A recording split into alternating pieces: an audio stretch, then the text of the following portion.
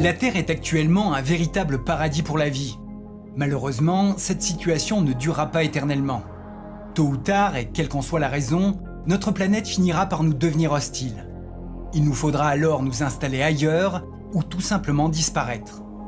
Dans ce cadre, l'une des perspectives qui pourrait nous éviter de finir aux oubliettes de l'histoire serait de travailler à rendre l'une des planètes voisines de la Terre habitable. Ce processus porte un nom, la terraformation. Terraformer effectivement une planète reste pour le moment du domaine de la science-fiction.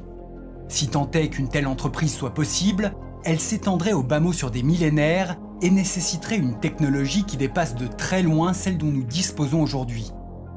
Ceci étant dit, rien n'interdit de s'interroger sur la façon dont un tel projet pourrait être mené à bien. C'est exactement ce que les scientifiques ont fait en se penchant sur le cas particulièrement intéressant de Mars.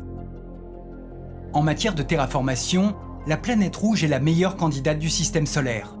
Ses températures sont relativement proches de celles de la Terre, elle abrite d'importantes réserves d'eau et la longueur de ses journées serait adaptée à des organismes habitués à des cycles jour-nuit de 24 heures. Mars dispose indéniablement d'un certain nombre d'atouts, mais pour en faire un lieu propice à la vie, il faut que l'eau liquide puisse y exister. Ce n'est pas le cas actuellement, et pour que ça le devienne, l'homme devra y modifier les conditions de température et de pression. Aujourd'hui, la planète rouge affiche une température moyenne de moins 55 degrés Celsius.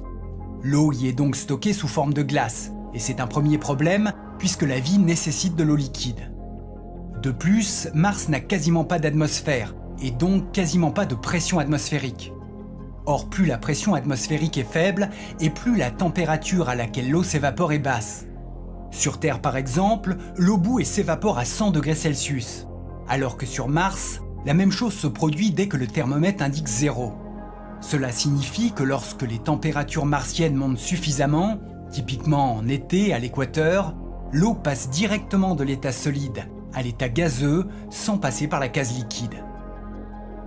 Pour résoudre ces problématiques, les chercheurs ont imaginé un plan astucieux. Réchauffer les calottes polaires de la planète pour en fondre les glaces d'eau et les glaces de dioxyde de carbone. Une fois libéré, ce dioxyde de carbone irait naturellement épaissir l'atmosphère martienne. Deux choses en découleraient.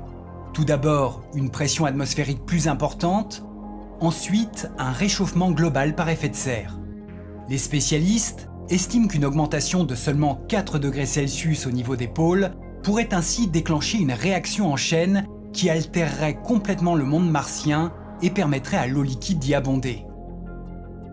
Pour amorcer le processus de fonte, les scientifiques envisagent toute une série de scénarios. L'un d'eux suggère par exemple de bombarder les pôles avec de petits astéroïdes pour les recouvrir d'une fine pellicule de poussière noire. Cette poussière absorberait très efficacement l'énergie solaire et ferait ainsi fondre les glaces martiennes. Le dioxyde de carbone nécessaire à la terraformation de la planète serait alors libéré et le tour serait joué. Une autre possibilité serait de positionner des miroirs géants à proximité de Mars et de rediriger un maximum de rayonnement solaire vers les pôles pour les faire fondre. Peu importe la technique employée, l'idée est toujours la même, agir localement pour obtenir des résultats globaux. Malheureusement, cette stratégie est largement compromise par un certain nombre d'éléments. Contrairement à la Terre, Mars ne dispose ni d'une gravité suffisante pour retenir une atmosphère conséquente, ni d'un champ magnétique protégeant son enveloppe gazeuse des vents solaires. Pour ces deux raisons, y maintenir des conditions propices à la vie nécessiterait un apport permanent de gaz pour contrebalancer la lente évasion de la nouvelle atmosphère dans l'espace. Un autre souci réside dans la distance de Mars au Soleil. La planète rouge est bien plus éloignée de son étoile que la Terre et le rayonnement qu'il atteint est donc plus faible. Dès lors, beaucoup plus de CO2 atmosphérique est nécessaire pour assurer son bon réchauffement. Malheureusement, de tels niveaux de dioxyde de carbone seraient mortels pour l'homme. Terraformer Mars de cette façon serait donc faire le choix d'y vivre constamment isolé du milieu extérieur, soit dans une base, soit dans une combinaison. C'est la raison pour laquelle certains imaginent l'utilisation de composés chimiques alternatifs. Avec une technologie appropriée, l'azote martien pourrait par exemple être transformé en ammoniac, un gaz idéal pour faire grimper les températures. D'autres envisagent tout simplement la vapeur d'eau. C'est le principal gaz à effet de serre sur la Terre, alors pourquoi pas sur Mars?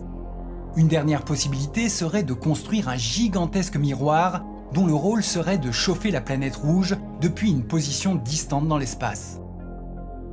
En admettant que l'homme parvienne finalement à dompter l'atmosphère martienne, de nouveaux défis se présenteront à lui.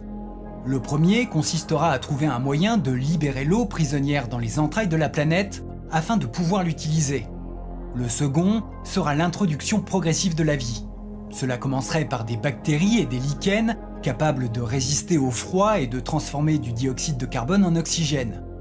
Une fois le climat devenu plus clément, une série de plantes pourrait être introduite pour coloniser la surface martienne. Enfin, des taux d'oxygène suffisants permettraient à la planète d'accueillir ses premiers animaux, peut-être génétiquement modifiés pour des raisons pratiques. Reste que tout cela n'est malheureusement pas pour demain. Outre les progrès technologiques nécessaires à un tel tour de force, les scientifiques ne savent même pas si les pôles de Mars renferment assez de CO2 pour envisager sérieusement sa terraformation. La réalité vient hélas de nous rattraper. La Terre est notre seule maison et le restera encore très longtemps. À moins bien sûr que nous fassions le choix de ne rien changer à notre comportement. Dans ce cas, notre prochaine destination sera, à n'en pas douter, le panthéon des espèces disparues.